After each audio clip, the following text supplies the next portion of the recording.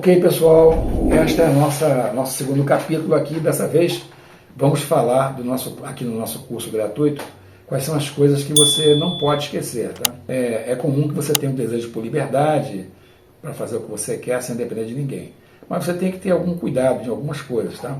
Antigamente, a gente pensava sempre em obter um emprego estável, com altos salários, etc. E tal. Então, nosso sonho era arranjar alguma coisa numa empresa estatal ou numa empresa multinacional, em que eu tivesse um salário acima da média, que eu fosse protegido de certa forma, que ninguém vai me demitir tão facilmente, e que no final do mês o meu dinheirinho estava lá guardadinho, esperando por mim.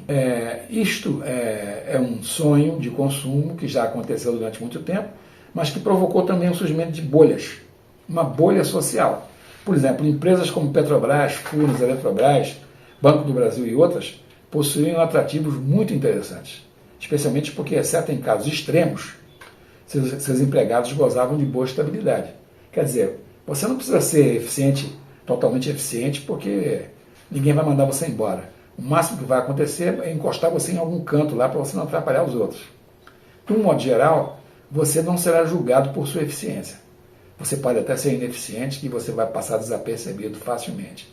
Isso acontece em todos os produtos, em todas as empresas, todos os trabalhos em que o governo ele é o grande empregador, seja ele estatal ou seja ele administração direta. Porque ele não tem como controlar a qualidade de todos os seus participantes, seus empregados. Então a tendência dele é deixar para lá. Tá? Isso acontece no nível estadual, no federal, no estadual e até no municipal. Aqui no Rio mesmo você tem empresas como por exemplo, não vou citar o nome, mas tem empresas de limpeza urbana aqui, cujo salário das pessoas que trabalham lá é bem maior, bem superior à média dos salários das pessoas que trabalham na iniciativa privada. Você vai comparar um empregado desses com um repositor de um supermercado? Não vai. Repositor do supermercado trabalha feito um condenado, tá? Geralmente 8, 10 horas por dia ou mais, tá? Ganha aquele saláriozinho pequeno e ele não tem as vantagens que tem, por exemplo, um empregado estatal ou até um empregado de funcionário público. Mas esse não é um problema que nós vamos resolver, tá? O que eu quero dizer para vocês é que se vocês acharem que vão conseguir esse tipo de oportunidade, talvez vocês consigam, mas provavelmente vocês não vão conseguir. Até porque essa história toda, durante os últimos anos, especialmente de 64 para cá, ela criou, no século passado, ela criou o surgimento de um outro negócio diferente, que era um negócio que ensinava você a passar em concurso. Então você virava um concurseiro. O que é que você faz? Eu vou passar em concurso. Por que você quer passar em concurso? Porque você, teoricamente, vai conseguir um trabalho melhor, mais bem remunerado, com menos exigência, e você pode ficar simplesmente encostado lá no barranco, encostado no barranco para ver se o mundo acaba em barranco aí, encostado em algum lugar, tá? Ver se o mundo acaba em barranco. Quer dizer, você não está muito preocupado com produtividade, não está muito preocupado com a excelência do trabalho.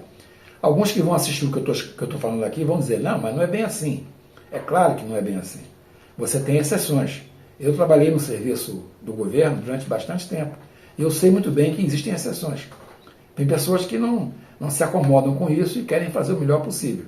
Essas pessoas geralmente são pessoas colocadas à margem da média geral dos outros. Né? Ninguém gosta de gente que quer trabalhar demais ou de gente que quer fazer as coisas corretamente. Isso estou falando dos sistemas públicos. Nos sistemas privados, quanto melhor for o teu trabalho, mais você vai ser reconhecido.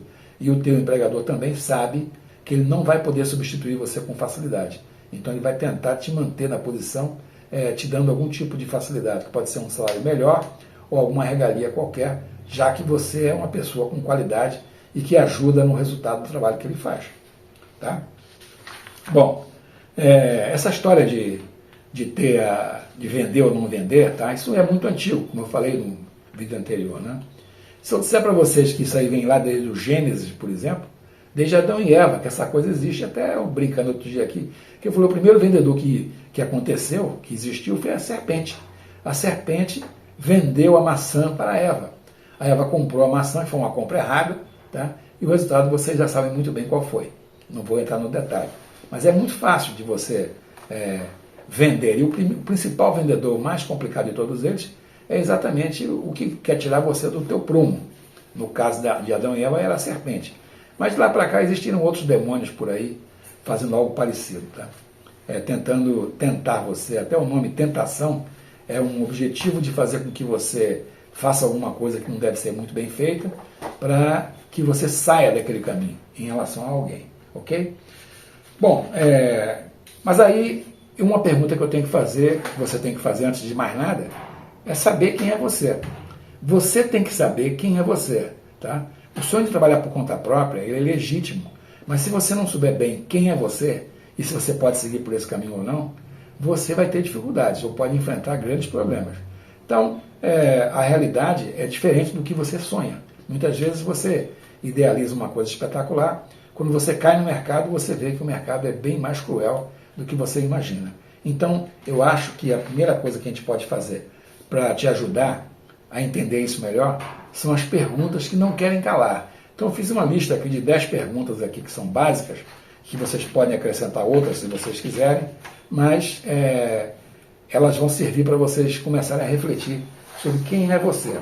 A primeira pergunta que eu posso fazer é se você precisa ter um horário certo para trabalhar. Você precisa ter horário ou não? Isso é importante para você? Se você é escravo de horários e dias certos para trabalhar, aí você vai ter uma coisa que você tem que pensar, porque quem trabalha por conta própria não tem nem hora, nem horário certo.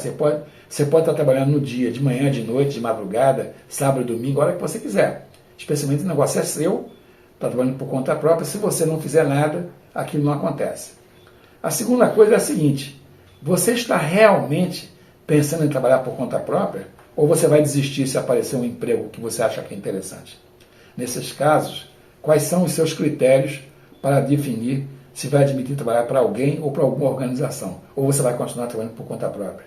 Essa é uma resposta que você tem que ter. A terceira pergunta é se você vai precisar de um sócio. Tá? Sócio é um negócio complicado. E as fontes dos sócios geralmente são parentes, amigos ou profissionais do setor. Se forem apenas investidores, não os considere como sócios, porque o que eles estão interessados é no retorno financeiro. Ele não quer saber se você deu certo ou não. Quer saber o seguinte: cadê o meu de volta? O meu dinheiro vai voltar? Vai. Se o dinheiro vai voltar, é o que me interessa. Então ele vai colocar o recurso dele à sua disposição, mas ele vai querer o retorno. E se por acaso esse retorno não aparecer, aí você vai ter outros problemas.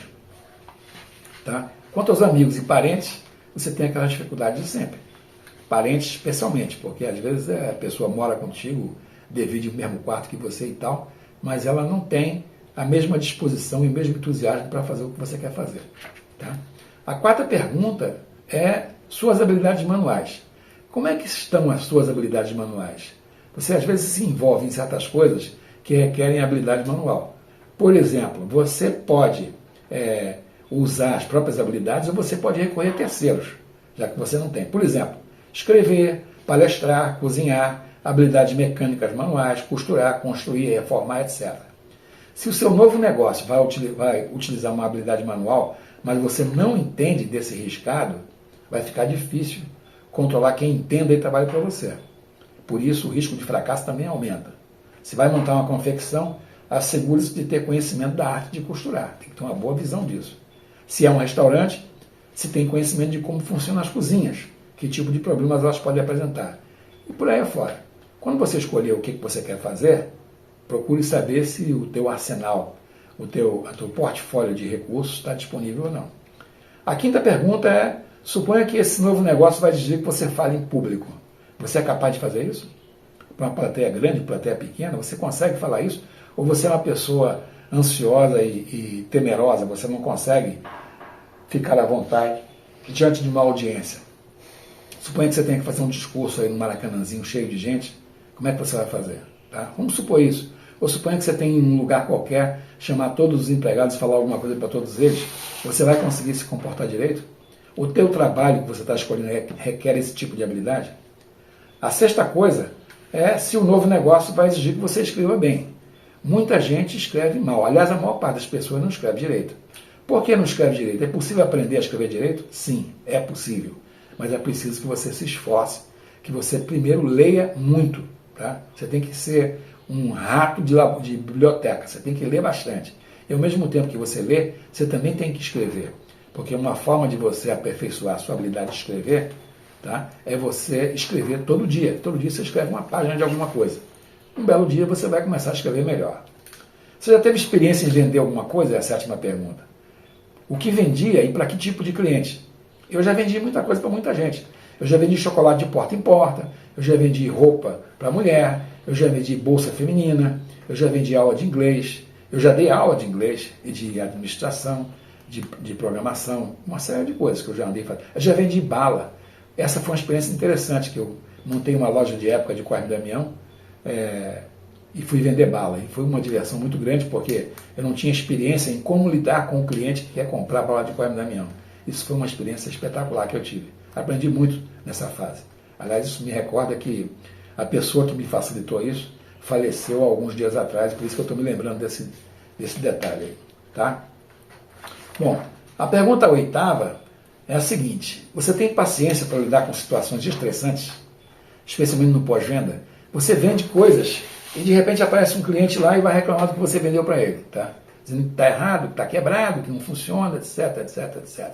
Você já lidou com clientes difíceis? Como é que você lida com esses caras?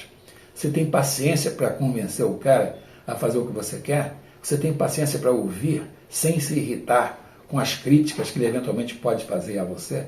Isso é muito comum. Essa habilidade é necessária. Você é do tipo... A nona pergunta é: você é do tipo introspectivo e gosta de programar computadores em alguma linguagem conhecida? Ou você conhece e utiliza algum método para construir algoritmos? Já ouviu falar em Quality Assurance? Quer dizer, Quality Assurance significa garantia de qualidade, tá? Você pode ser uma pessoa fechada, introspectiva, então o que você gosta de fazer requer que você fique distante das pessoas. Você se enclausure no seu cantinho lá. E a última pergunta, uma das últimas, é se você já respondeu a todas as perguntas acima, você continua pensando em empreender? Depois que você respondeu tudo isso? Você já escolheu um nicho em que sua possibilidade de sucesso é maior? Se a resposta é sim, vá sem medo e não tenha medo do desconhecido.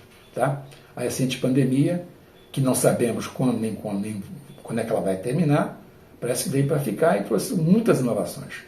Usar a internet para comercializar coisas passou a ser quase uma obrigação, uma vez que o contato pessoal e direto com seu possível cliente se tornou mais complicado e delicado. Assim como o corpo humano é o mesmo há centenas de milhares de anos, também a atividade comercial tem raízes que continuarão a existir, tenhamos ou não a pandemia. Agradeço a vocês e lembro a vocês que o que vem por aí são outras coisas que nós estamos organizando, tá? Primeiro de tudo, vou falar de alguns capítulos aqui, né? Sem medo de começar, coisas que você nunca pode esquecer antes de começar, que eu falei aqui agora, quais são os sócios, você precisa de um, como escolher e não se decepcionar, os produtos, escolhas e origens de produtos, como medir o mercado que você quer atender, como é que você controla seus estoques, se você tiver estoques, como é que funciona a contabilidade na pequena empresa, o que é um plano de contas, questões tributárias e outras preocupações, quais são as bases fundamentais da organização de sua empresa, como é que você vai fazer o controle do desempenho comercial, programas de controle e a questão da inteligência de negócios, que agora todo mundo fala que é o Business Intelligence, BI, e o que vai vir depois? Esse vai vir depois é o seguinte: o enfrentamento da concorrência e como adicionar valor ao que você fizer. Você está vendo hoje que tem milhões eu não digo, mas tem dezenas de milhares de pessoas vendendo centenas de milhares de produtos. Muitos desses produtos estão vindo de vários lugares. Você encontra coisas que provêm da China por um preço absurdamente baixo. Como é que você vai sobreviver? O que significa é o seguinte, que a margem de lucratividade ao vender esse tipo de produto é pequena. Você consegue sobreviver com a margem pequena? Antigamente, você vendia roupa com margens de 100%, 200%. Hoje em dia, esquece que você não tem. Eu estava vendo aí, por exemplo, um catálogo que eu recebi hoje, de um vendedor mas um vendedor que me atende, aparecia lá um tênis de marca que custava R$300. Achei lindo, mas quem está me cobrando pela marca. Nesse mesmo catálogo, aparece um tênis de boa qualidade também, por 1/5 do valor. Como é que pode um negócio desse?